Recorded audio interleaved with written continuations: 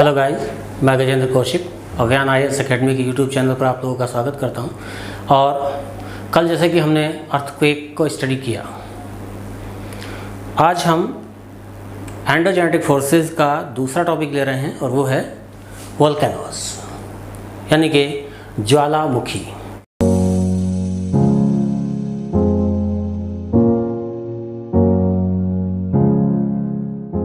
इसे भी देखेंगे। पहले हम डायग्राम देख लें।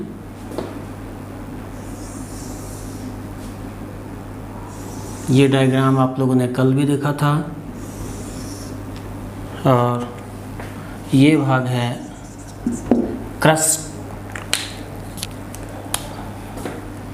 और ये है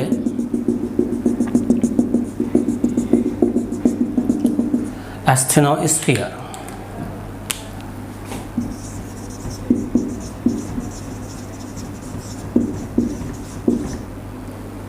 इसी एस्थेनोस्फीयर पर ये प्लेट्स हैं जो तैर रही हैं। तो वोल्केनोस होते क्या हैं? देखिए, जब एस्थेनोस्फीयर से मैग्मा अर्थ सरफेस पर आ रहा होता है तो ये घटना वोल्केनोस कहलाती है, यानी कि ज्वालामुखी कहलाते हैं। एक बात ध्यान रखेंगे, मान लीजिए मैं अभी ऐसे दिखा देता हूँ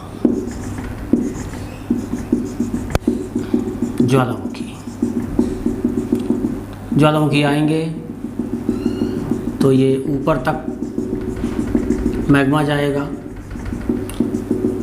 और ऊपर तक मैग्मा जाएगा तो ये दो फॉर्म में हो सकता है, या तो मैग्मा ठंडा होकर के कॉनिकल शेप में जम जाए, या फिर मैग्मा दूर तक कुछ इस फॉर्म में जम जाए। मैंने दो फॉर्म दिखाई हैं, तो कौन सा मैग्मा कॉनिकल फॉर्म में जमेगा और कौन सा ये इस तरह से हॉरिजॉन्टल प्लेन में। जिस मैग्मा में सिलिका की परसेंटेज ज़्यादा होगी वो गाढ़ा होगा, पेस्टी होगा, चिपचिपका होगा, विस्कस होगा, और जिसमें सिलिका कम होगी वो पतला होगा। तो जिस मैग्मा में सिलिका ज़्यादा है, गाढ़ा है, वो मैग्मा ऊपर तक जाएगा और फिर वापस होगा, जल्दी ठंडा हो जाएगा, जल्दी जम जाएगा तो कॉनिकल शेप में दिखाई देगा। वो एक शंकु की तरह से रचना बन जाएगी।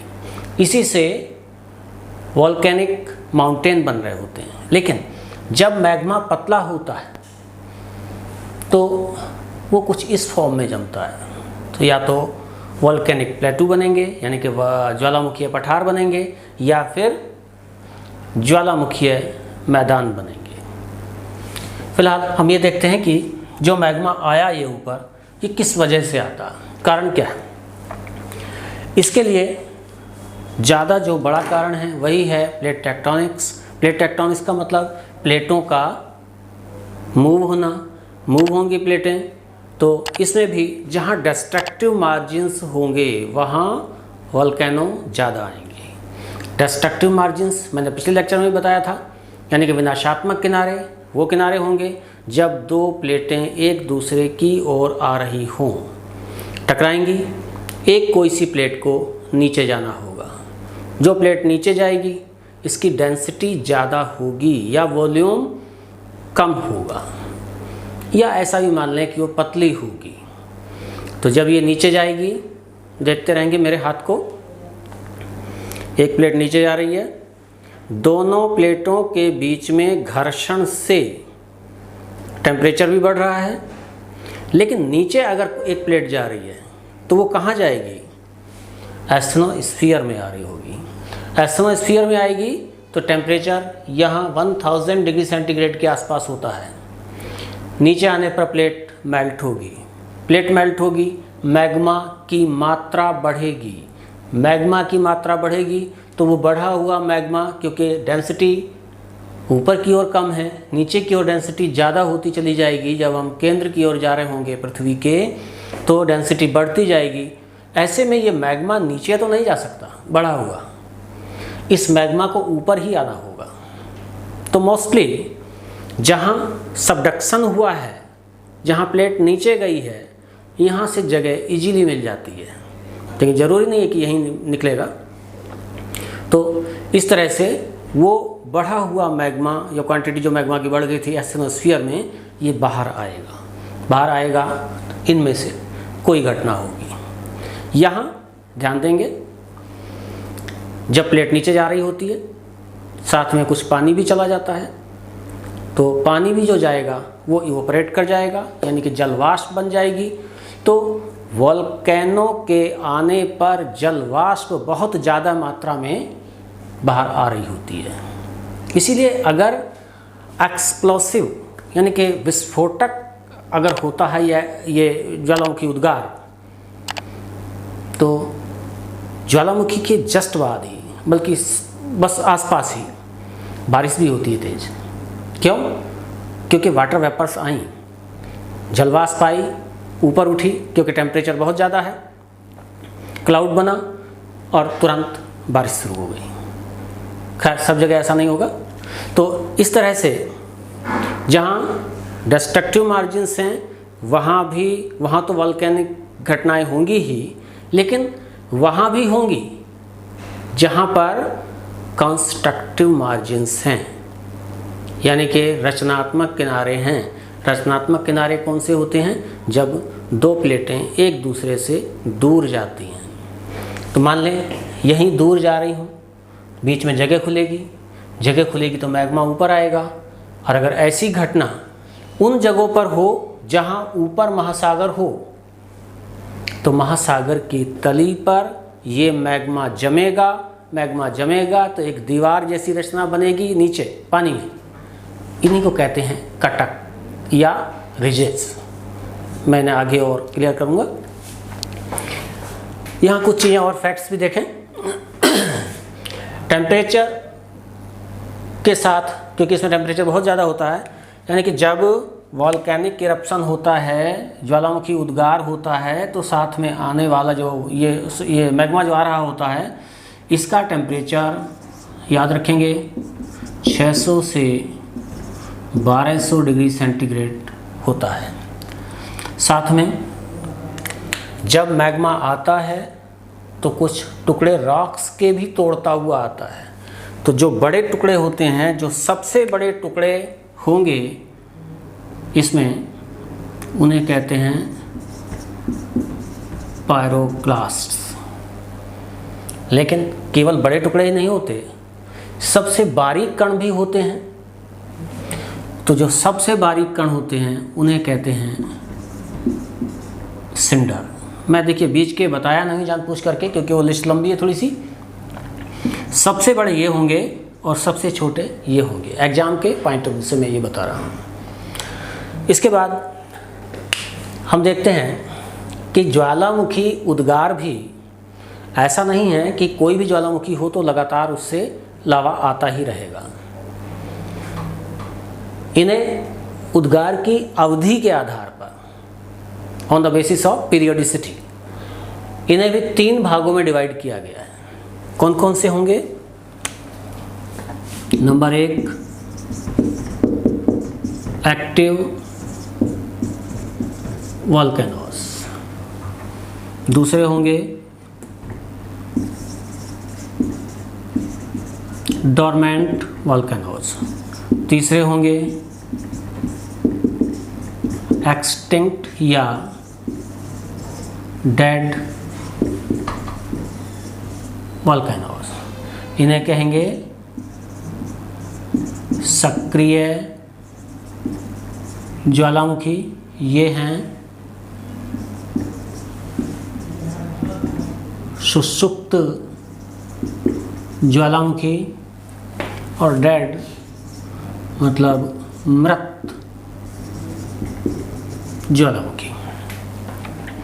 एक कन्फ्यूजन बस मैं ये दूर करना चाहता हूँ यहाँ, जानते हैं आप लोग सभी हैं इन्हें, कि सक्रिय ज्वालामुखी इतने सक्रिय नहीं होते कि इनसे सदा मैग्मा बाहर आता रहे, बल्कि अगर एक फिक्स टाइम पर जैसे आता रहा है, जैसे उसकी हिस्ट्री रही है, अगर एक फिक्स टाइम पर मैग्मा बार बार आता है या वॉल्केनिक इरप्शन हो रहा है, ज्वालामुखी उद्गार हो रहा है, तो ऐसे ज्वालामुखियों को सक्रिय ज्वालामुखी कहते हैं। जब यदि ऐसा होता है कि अब तक तो सक्रिय थे, यानी कि एक फिक्स टाइम पर उनसे उद्गार होता ही आया है, लेकिन अब काफ़ी दिन से जब होना चाहिए था उद्गार वो नहीं हुआ, तो ऐसे ज्वालामुखियों को सुषुप्त ज्वालामुखी कहते हैं। सुषुप्त ज्वालामुखी सोया हुआ ज्वालामुखी है, मृत नहीं है, यानी कि उद्गार तो होगा लेकिन कब होगा पता नहीं है। ये ज़्यादा खतरनाक होते हैं। कभी कभी रिसर्च करने के लिए टीम गई होती है और तभी ये जाग जाते हैं, तो लोगों के मरने की संभावना बहुत ज़्यादा हो जाती है। अगर वो वहीं पर हैं तो मर ही जाएंगे उसमें। और तीसरे होते हैं डेड, यानी कि मृत ज्वालामुखी। मृत का मतलब है कि जब ज्वालामुखी से बने हुए ऊपर गड्ढे में पानी वगैरह भी भर जाए और गीज़र उससे पहले शुरू हो जाए, फ्यूमारोल्स यानी कि धुआंरे शुरू हो जाएं, तो ऐसे ज्वालामुखी को मृत ज्वालामुखी कहते हैं। देखिए, इनके एग्जाम्पल्स आप लोगों को याद रखने होंगे। एक्टिव में जैसे एटना इटली का, स्ट्राम्बोली, मैं थोड़ा सा लिख दे रहा हूँ, आप लोग चाहेंगे तो उसे नोट कर लें बाद में।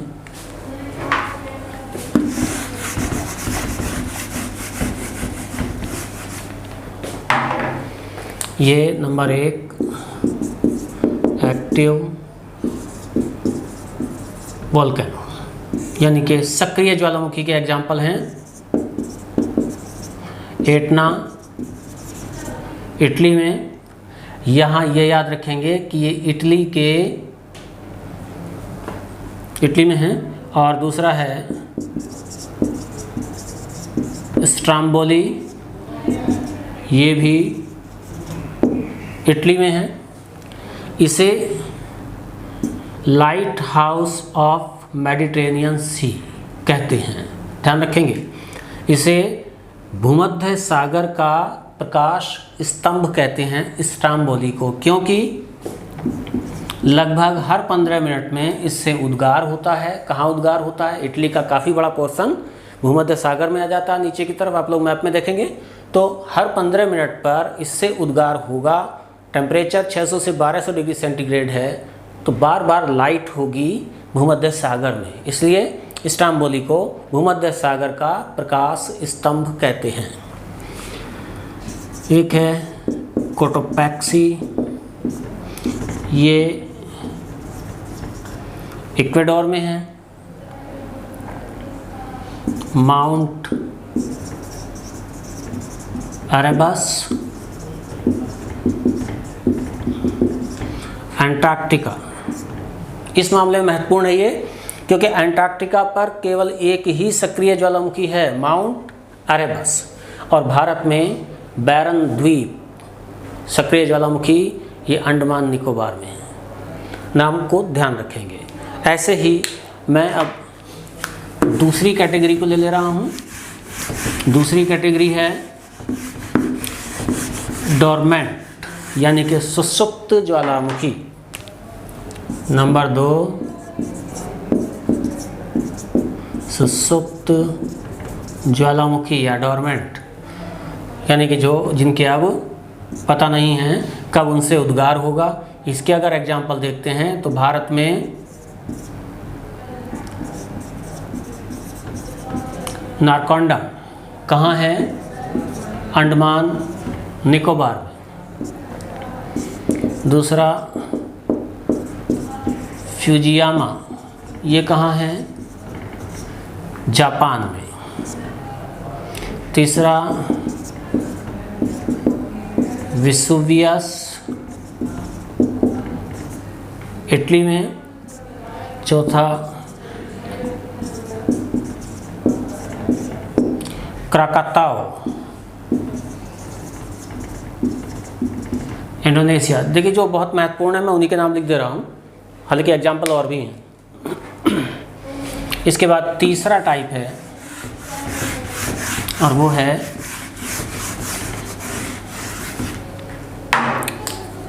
मृत ज्वालामुखी या डेड वोल्केनोस। इनके बहुत सारे एग्जाम्पल हैं, जैसे Mount Popa Myanmar, चिम्बाराजो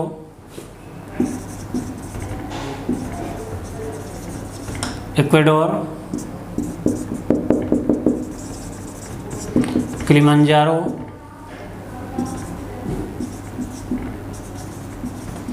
Tanzania Africa में कंट्री है। और याद रखेंगे किलिमंजारो अफ्रीका की हाईएस्ट पीक है, सबसे ऊंची चोटी है। और माउंट केनिया, ये केनिया में है, ये सेकेंड हाईएस्ट पीक है अफ्रीका की। इसके बाद एक है डेमबंद एंड कोह सुल्तान, ईरान। इस तरह से ये मैंने जो बहुत ही खास थे जो आए हुए हैं एग्जाम्स में, केवल उनके लिस्ट ले लिए। हाँ, वोल्केनो से जुड़ी हुई अन्य चीज़ें भी हैं।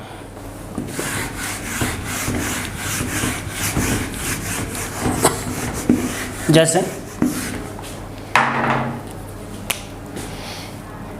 एक होते हैं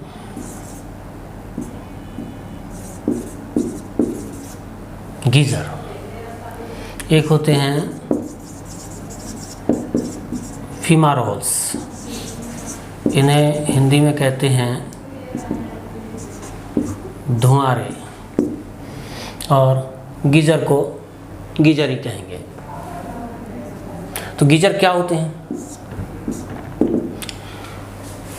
जहाँ वोल्केनो रहे होते हैं वहाँ के ये आसपास ही रहेंगे, और मैग्मा की वजह से यहाँ जो पानी भरा होगा कहीं, वो बार बार पानी गर्म होता है। गर्म होकर के जैसा हमारे घरों में भी होता है कि जितने डिग्री सेंटीग्रेड पर हम गीज़र को सेट कर देते हैं, उतने डिग्री का जब टेम्परेचर हो जाता है पानी का, तो वो आगे सप्लाई कर देता है। ऐसे ही यहाँ भी है, पानी जो भरा होगा चट्टानों के बीच में, ये बार बार गर्म होकर के पानी एक फुहार के रूप में ऊपर आता है। इस तरह की घटना को या ऐसी जगहों को गीज़र कहते हैं। बहुत ही इम्पोर्टेंट इसका एग्जाम्पल है, बार बार एग्ज़ाम में पूछा हुआ भी है। एक है ओल्ड फेथफुल गीज़र, ये इसका नाम है गीज़र का, येलोस्टोन पार्क यूएसए में। लगभग हर 63 मिनट पर इससे एक बार फुहार आती है। तो इस तरह के और भी एग्जाम्पल हैं। ग्रैंड गीजर है। इसके बाद आते हैं फीमारोल्स। फीमारोल्स क्या होते हैं? देखिए, जब वाटर वेपर्स एंड गैसेस साथ साथ आ रही होती हैं तो वहाँ पूरा धुआं धुआं जैसा दिखाई देता है। जैसे कि मैं मैप में थोड़ा सा आप लोगों को यहाँ दिखा दे रहा हूँ। ये मैप है नॉर्थ अमेरिका का। जितने की हमें ज़रूरत है बस उतना ही बना लेते हैं फ़िलहाल। ये अलास्का है जो यूएसए का पार्ट है, यानी कि यूएसए की एरिया वाइज सबसे बड़ी स्टेट है यूएसए। और यहीं पर ये क्षेत्र है कटमाई। कटमाई को वैली ऑफ 10,000 फ्यूमारोल्स नाम दिया जाता है, क्योंकि यहाँ धुआरों की संख्या बहुत ज़्यादा है। तो ये फैक्चुअल चीज़ें हैं, इन्हें भी याद रखना होता है क्योंकि बार बार ये एग्ज़ाम में पूछी जा रही होती हैं। एक और भी है, जैसे क्रेटर एंड काल्डेरा। ये दो चीज़ें क्या हैं, देखिए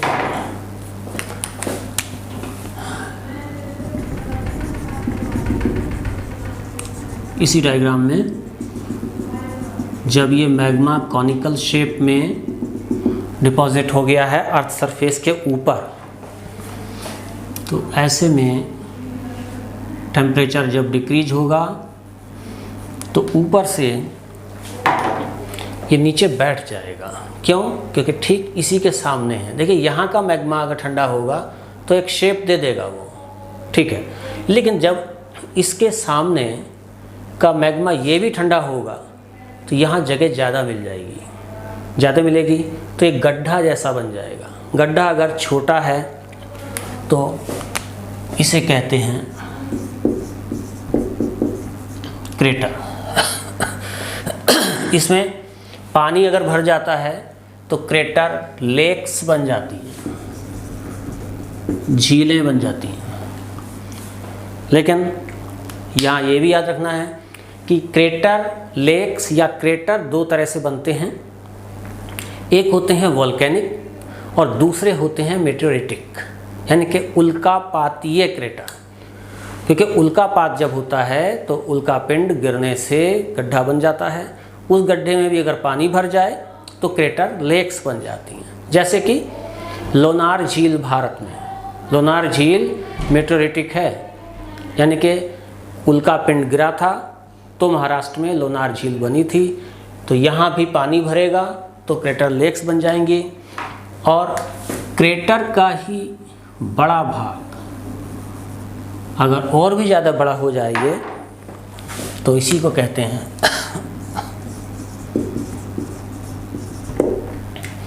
काल्डेरा।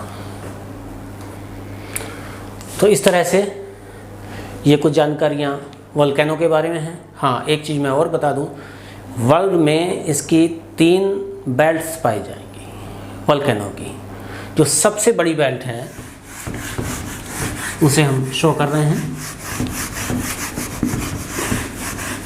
और ये है पैसिफिक ओशन। मैं इधर डायग्राम बना दे रहा हूँ पैसिफिक ओशन, हालांकि आप सभी लोग जान रहे होंगे। ये वही अलास्का वाला भाग है, ये नॉर्थ अमेरिका है,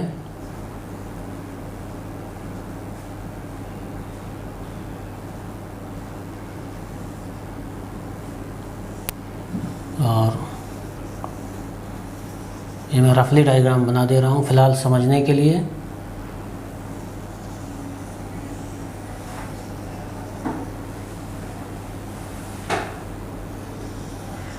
ये साउथ अमेरिका है और इधर ये एशिया वाला पार्ट है।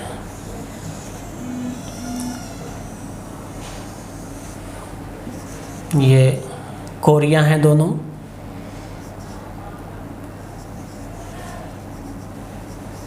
और ये जापान। यहीं पर ये है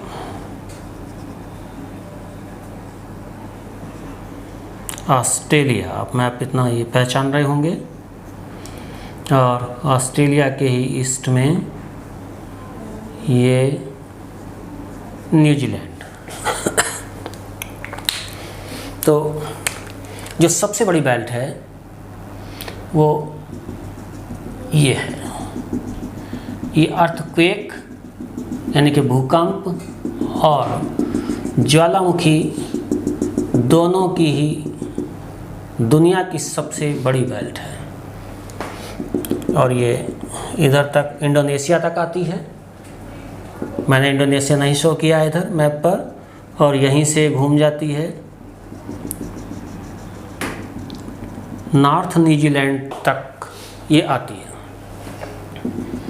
यहाँ पूरे वर्ल्ड के वोल्केनो के लगभग 1/3 वोल्केनो आते हैं, 2/3 पूरे विश्व के। इसी को रिंग ऑफ फायर भी कहते हैं, याद रखेंगे। ये सरकम पैसिफिक बेल्ट है, परिप्रशांत महासागरीय पेटी है जो सबसे बड़ी है। प्रशांत महासागर ये पूरा है।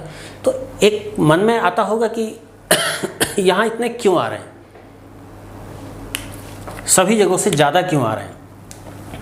क्योंकि प्रशांत महासागर के चारों ओर जो भी कॉन्टिनेंटल भाग है वो उसकी शिफ्टिंग हो रही है पैसिफिक ओशन की तरफ। ये यूरेशियन प्लेट है, साउथ ईस्ट वार्ड शिफ्ट हो रही है।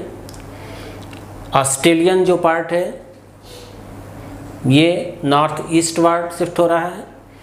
North American, South American part westward shift हो रहे हैं। या कह सकते हैं कि चारों तरफ से या दोनों ही तरफ मान लें, ईस्ट और वेस्ट, पैसिफिक प्लेट को दबाया जा रहा है।